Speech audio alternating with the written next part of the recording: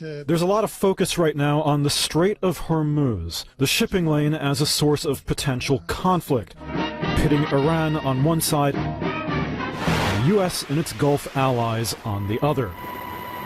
But in reality, this place has been a powder keg going back for decades, and there's a lot of historical precedent for how it could spark. Anxiety about what Iran has been doing here has made... So why the Strait of Hormuz? Why here, of all places? The tankers which carry Iran's all-important oil.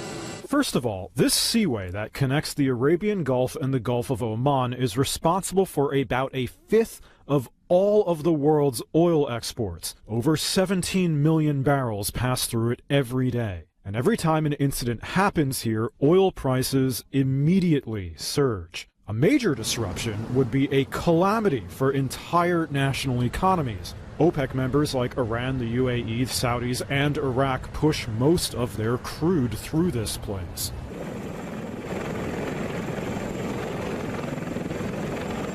And ships are vulnerable here. At its narrowest point, the Strait of Hormuz is 21 miles across, but the shipping lane itself is only 2 miles. So it's a choke point, and a militarized one.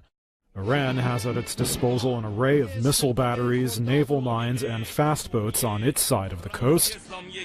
On the other side is the Saudi military and also the U.S. Navy itself. Its Fifth Fleet is based in Bahrain and is tasked with protecting the waterway.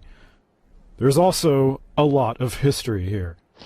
The war between Iran and Iraq in the 1980s specifically targeted each other's oil infrastructure, including shipping.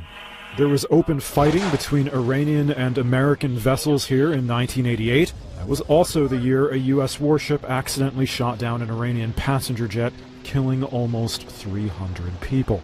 The following decade saw more saber-rattling and periodic attacks by militant groups on vessels. But strategically, there are fears that a confrontation here in modern times could boil over into something much bigger.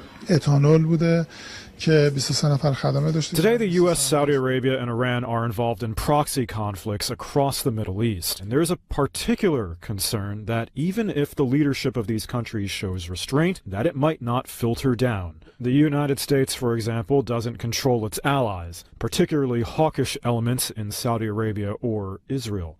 Iran, on the other hand, might not have control over the militias it backs in Yemen or Iraq. And then there's always the potential for human error at any level. All of this means that Washington and Tehran could accidentally find themselves pushed into a conflict that neither side wants.